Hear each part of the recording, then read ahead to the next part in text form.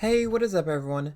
This weekend we have the closed beta for Sea of Thieves on PlayStation, and many new players may be wondering, what do I actually do when I load into the game? When you first start, you will have to go through the maiden voyage, which will teach you the basics of the game. I have a bunch of beginner guides that I have put together in a playlist linked here, so check that out if you need more in-depth information on various topics that are not covered in the maiden voyage. Once you've made it to the main game, you are free to do whatever you'd like. However, with that freedom, it may be hard to decide what to do. In this video, I'd like to cover some of the best things to do when you're just getting started in Sea of Thieves. First, if all you want to do is just fight something and get a nice haul of treasure quickly, I'd recommend doing a sea fort.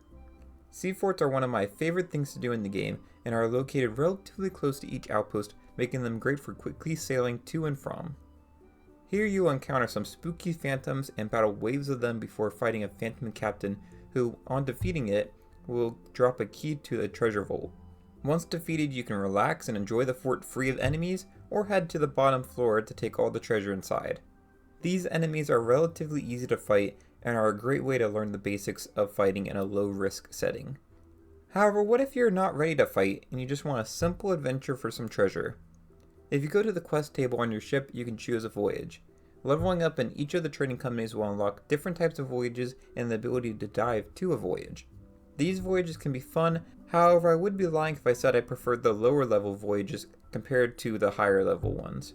Unless you really enjoyed the gameplay of these early voyages, I would recommend doing other things to raise your reputation like the previously mentioned sea forts or other world events.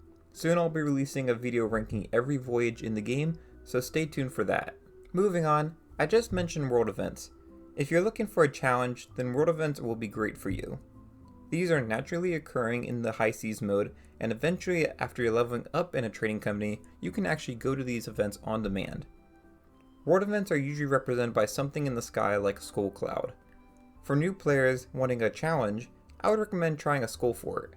These are one of the first world events ever in the game and task you with conquering a fort overrun with skeletons, ending in a battle with a skeleton lord. Defeating the skeleton will drop a fort key that unlocks a treasure vault.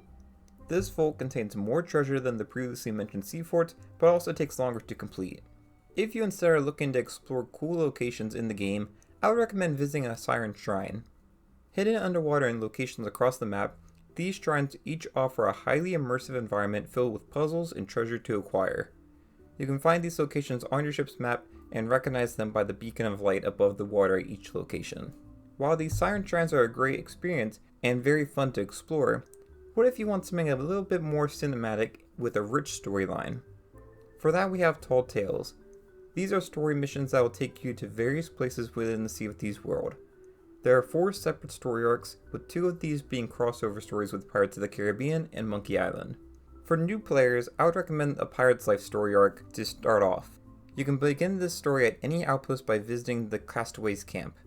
I'll also link another video here ranking every tall tale in case you're interested in seeing how the other ones stack up. Finally, my last recommendation, if none of those appealed to you, is just to start sailing around and see what you encounter. You may run into a megalodon, a skelly ship, or even other players. It's up to you whether you want to become friends and start an alliance, or instead become foes and battle out to see who can defeat the other. There's so much that you can do in Sea of Thieves that it can be overwhelming, but I hope this video helped give you some ideas for what to do when you first start sailing on the seas. If you enjoyed this video, it'd be great if you like and subscribe, and until next time, thanks for watching and I'll see y'all later. Bye y'all.